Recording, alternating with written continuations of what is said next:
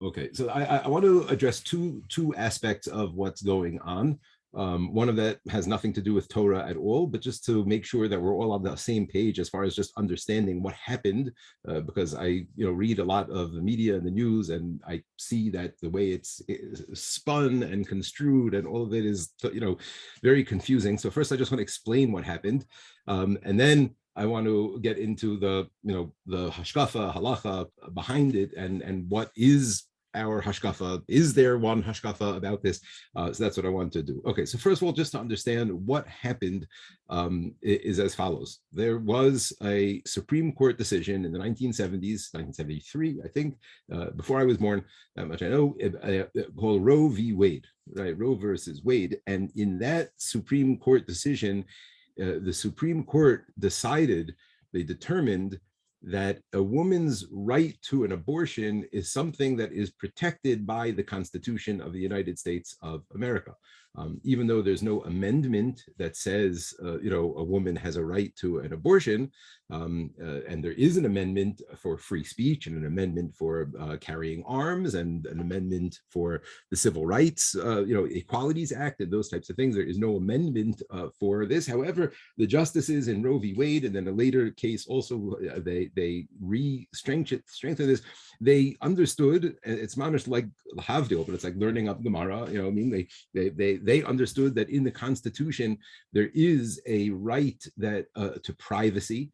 That is protected, meaning I have a right. The government and nobody else can coerce me to reveal things about myself or let you into my home or anything like that. I can, have my own right to privacy. And as part of that, a woman's right to have a medical procedure has nothing to do with, has nothing to do with anybody else except for her and her doctor. And therefore, that is an inherent right that a woman has, right? So Roe v. Wade explained that in the Constitution, abortion is protected. And what that meant is that no state could limit abortion. Whatever Roe v. Wade, whatever that decision allowed for, which I think was like, it made a difference between the first and the second and third trimesters. But what it meant is that no state or local law could limit abortion or outlaw abortion, because just like you can't have a state that says, we still want to have slavery, right? We still want to have, the civil rights, separate water fountains for blacks and whites. We still want to have whatever this is. So they can't do that. It's protected by the Constitution, is protected by the American government. So too, that's what Roe v. Wade had determined. And therefore, for the past 50 years, there have been, I know that I've heard the numbers are a huge number of abortions, millions, tens and tens of millions of abortions in the United States, because states, even states that are very religious and conservative and have very Christian values, but they were not allowed to outlaw abortion. Okay. So that's how it's been for the past 50 years. And frankly, this is not something I really ever thought I would see happen. It's not something I ever, was really cared about or, invested anything in. However, it was just, this was like a known thing that this was something that was like part of America. It was bad law. I think most people really understood that always, that it was a very bad decision, meaning it's not really a very strong legal argument that was made. And that's what was just undone. Meaning the psak that the court just made right now with respect to Roe v. Wade has nothing to do really with abortion. It certainly has nothing to do with women's and men's power over women and patriarchy and all of those things. That's really not what it's about. It's about the fact that you can't say that this thing is protected by the Constitution, and therefore it's up to the states to decide what to do. And that's what this decision was. This decision that was leaked a few weeks ago and then was made official last Friday. The Supreme Court came out and they overturned their original two decisions of Roe v. Wade, and the other one of them called Dobbs or something like that. And that means that as of now, as of last Friday, any state that wants to can limit abortion and make whatever abortion-related laws that they want to in their state. Until now, again, it was illegal. It was illegal for a state to ban abortion because abortion was federally protected. But that what changed is now that abortion is no longer protected by the Constitution, and every state can determine what they want to do. There are a number of states, I think six or seven states, that had laws on the books called a trigger law, which was that should Roe v. Wade ever be overturned, like boom, these are the laws that are going into place with respect to abortion. I think Arkansas and maybe one of the Dakotas, maybe both of the Dakotas, I'm not sure, North or South, but a number of states already have laws that came into effect, which is, literally a woman who had on last week on Friday, she had an appointment on, Sunday or Monday to go into Planned Parenthood for an abortion. So that became illegal in certain states. And that's where things stand now. So the Supreme Court, overruled their previous ruling. And they said explicitly as part of this ruling, they said that this is potentially applicable to other aspects also, things like gay marriage. Gay marriage was also based on the same principle of even black and white, even the fact to say that the federal government protects blacks and whites from being able to marry, even that is like a part of this. In other words, basically the Supreme Court is saying we have nothing to do with this. This is not a federal thing. This is, all of these types of things have to be decided on a state by state level, and that's where it's holding now. So obviously the really democratic states like California, New York, and those types of states are for sure nothing's going to change at all. If on the contrary, if anything, it's going to be much bigger business over there in the abortion industry because everybody's going to be flocking to those states now to get abortions. So that's for sure. However, as a result of this, there are many states in America, I think 26 states, that are going to have some sort of laws limiting abortions now on the books. That doesn't mean that they're banning it outright. Most of the states are not banning it outright. However, more laws limiting abortion than they were allowed to pass just a week ago, right? But that's what happened. Okay, so that's, first of all, it's just important to understand what actually changed. Now, the question that we have is, as Jewish people, God-fearing people, is this good or bad, right? How do we look at this? Is this a good thing? Is this is this increasing the Ratzon Hashem in the world, and we should be celebrating this, or not? Is there for some reason that this is not a good thing? So in order to understand that, we have to first have some sort of an understanding of what is the topic of the status of a fetus in halacha. So what we're going to be looking at now, I'm going to share my screen, and we're going to be seeing a number of sources, all of which are going to be dealing with how in halacha we view a Jewish fetus. Okay, so that's what we're talking about here. As I said before I started recording, that this is a piece of a broader topic, and there's going to be other aspects of this that I'm going to be talking about that I'm not going to be recording. So this is certainly not halacha lamaisa in any which way. These are just going through some of the sources and gaining some sort of an understanding, some sort of a perspective from the Torah law of how the Torah views a Jewish fetus, a Jewish woman carrying a baby inside of her. So the first place that we have this is in the Torah in Parshas Mishpatim, and this is in Sefer Shmos, right after Matan Torah, we have Parshas Mishpatim, which gives us all of the halachos of Choshen Mishpat and the interactions and nezek and all of these things. And as part of that whole topic, we have here in Pasuk Chaf Beis, V'chiyinatzu anashim benagfu isha hara v'yatzu yoladeha v'lo yeh ason. So you have two men are fighting, they're fighting with each other, and one of the men's wives comes to try to protect her husband or something like that, and she's pregnant, and the other guy punches the woman, right, and he punches her in the stomach, and she miscarries. Okay, her baby dies, right, or there's a miscarriage. Yeah, right? So he will be punished, right? He is punished. However, his punish is beflilim in a monetary judgment, right? And this is called Dmei Vlados. And this is what Chazal say, that there's a certain amount of money that a person has to pay for inducing a miscarriage in a woman. Now, that's clear, right, from just this one sentence in the Chumash, and obviously, Chazal could explain it many other ways and learn other things, but this is what it means. This is what the halacha is. So it seems clear from this pasuk that we're not looking at the fetus as a life, right? This person is not considered a murderer, right? From my understanding in Catholicism, which I'm certainly not an expert, I've never looked into it, I have no idea, just from what I've read, it seems that they consider any person who kills a fetus, that person is a murderer. That's an act of outright ritzicha, of murder from conception, maybe even. I don't know if that's really what they say or not, right? So that seems to very clearly not be the case, right? In this pasuk, it seems very clear. This is a person who's basically inducing an abortion, right? He's causing a woman to miscarry through physically, violence, and the punishment is payment, right?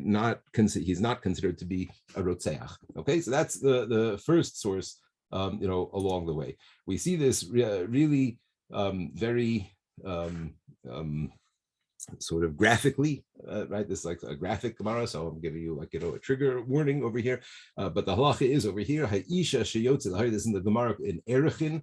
So we're going to look a little bit here at the Mishnah and the Gemara. Ha'isha sheyotze leharig, right? Let's say of a woman who was b'chaval Shabbos or killed somebody, right? Rachman al-Tzan, right? But a woman who's chayiv misa, right? So she's got a judgment to kill her, right? So ein mamtinin la'ad sheteled, right? We don't wait for her to have a baby. Let's say she's 6 months pregnant when she committed the crime, or when the psak comes in. So if we viewed that baby as its own independent individual life, if we view it as a person, right, with its own right to life, so then it would be a terrible thing to go and kill the mother. And kill the baby with the mother, we would have to wait, right? However, the Mishnah says no, that we don't wait, right? Once we don't wait for her to have the baby. Like explaining We're gonna kill Roe versus Wade in the halacha perspective. Yeah. So he's like, go. So the I'm sorry, one second. We don't wait for her to be born, right? And that again seems to show that this is not considered to be a life, right? That's not a life that is over there. Otherwise, we would have to defer to that life. The Mishnah continues, once she's already gone into labor, then mamtinin la'ad sheteled, then we wait for her to have the baby. But also over there, the Gemara is clear. It's not because of the fact that now that there's a life over there, but that it would be very gruesome for a woman in labor to then go ahead and be killed in capital punishment and then have the baby come out and whatever. It's that awful scene which we want to avoid, a nivul hames. So that, but it's clear again from the Gemara that it's not because that there is a life there.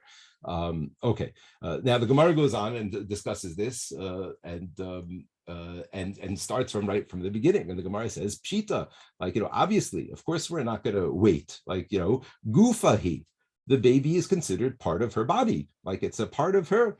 So the Gemara says, no, maybe maybe because of this pasuk that we just saw, that they're entitled to money, right? If a person miscarries a baby. So, maybe here also, it's like the money of the husband and we don't have a right to kill the mother together. So now the Gemara says, yes, we do. We kill the baby together with the mother because it's not considered a life yet.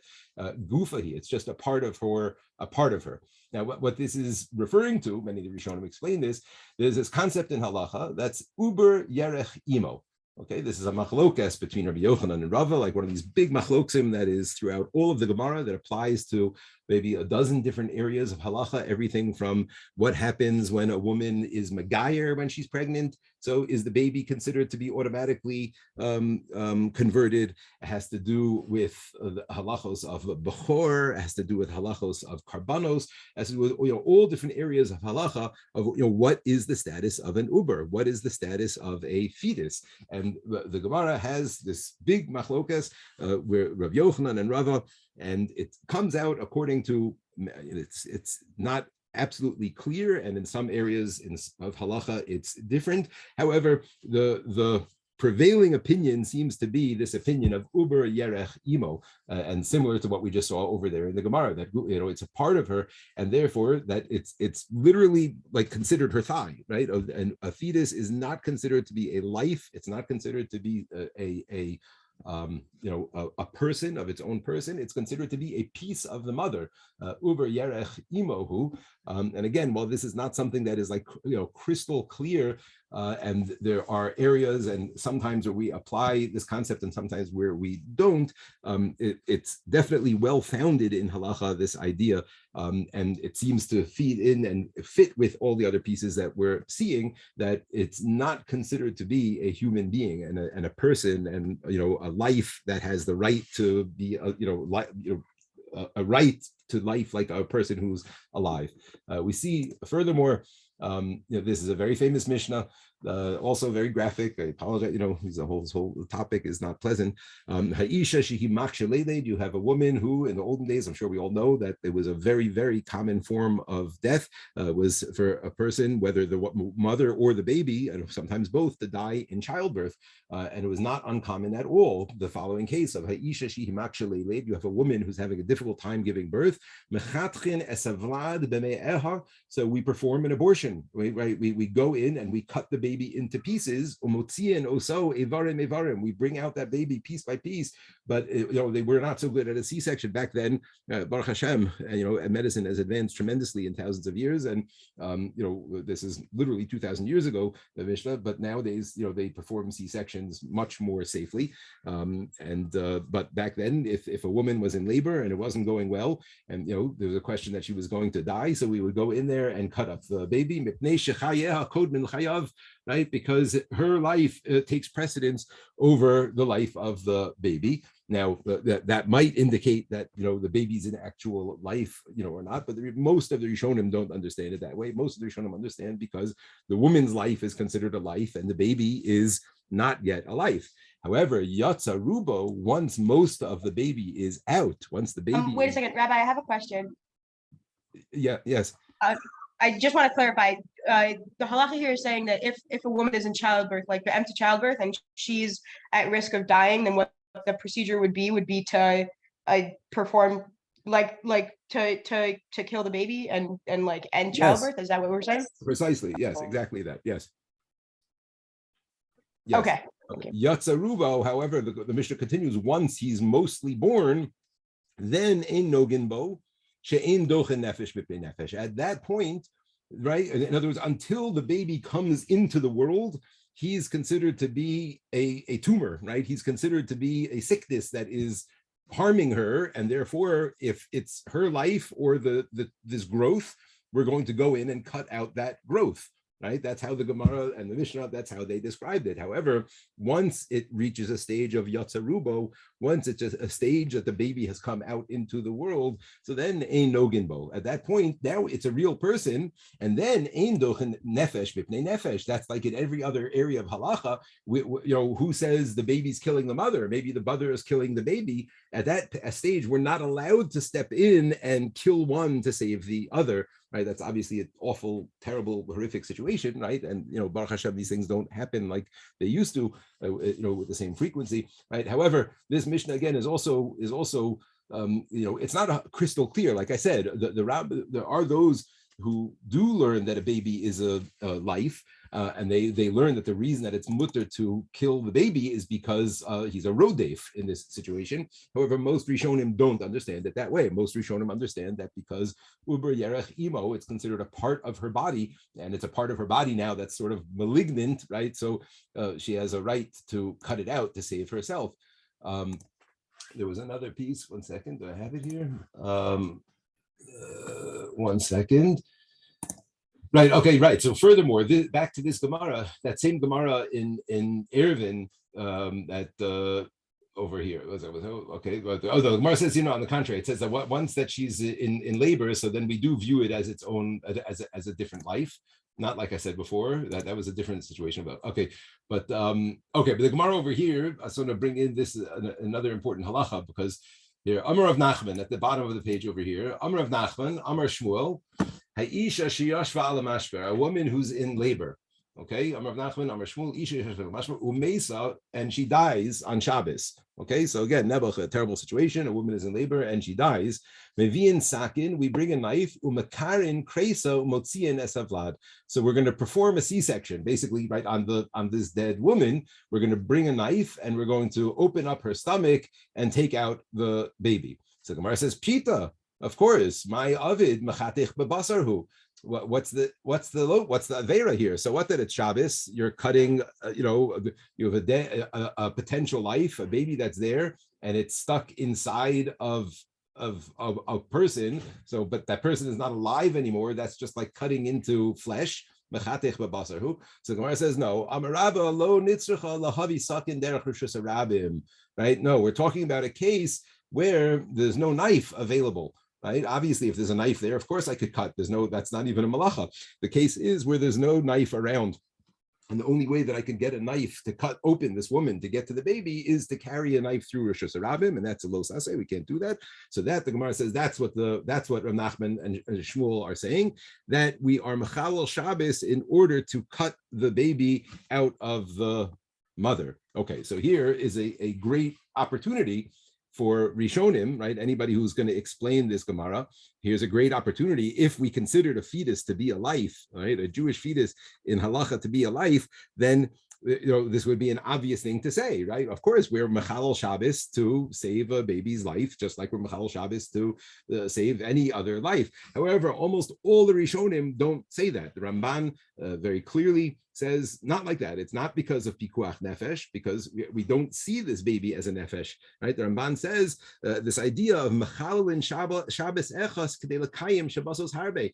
Since this baby, when it's going to live, Mirz Hashem, it's going to be able to keep mitzvos and keep a lot of Shabbos. So we're like going to end, the ends are going to justify the means. So we're going to break one Shabbos in order to allow a person to keep many, many, many Shabbosos in the future, right? But again, the Ramban does not say, very clearly does not say that it's bishum pikuach nefesh, because in halacha, it's very clear, pretty much, ubiquitous. It's pretty much across the board clear that a fetus does not have the same status as a life as a regular person. Now, that doesn't mean that there's nothing there. That doesn't mean that abortion is mutter. It's not. We'll see that in a minute, right? However, there's reasons other than murder for something to be usher and something to be wrong or problematic, right? However, that idea that it's, that abortion is murder and that a fetus is a life and that life begins at conception, and then, so that is not a Jewish idea per se. And as far as a Jewish fetus is concerned, as we can see, it's according to many opinions, it's not considered to be a life until it's actually born. What the issue with abortion is, we'll see, in a few minutes. Okay, 1 second. Okay, 1 second. Stopping the share for a second. Stopping recording for now.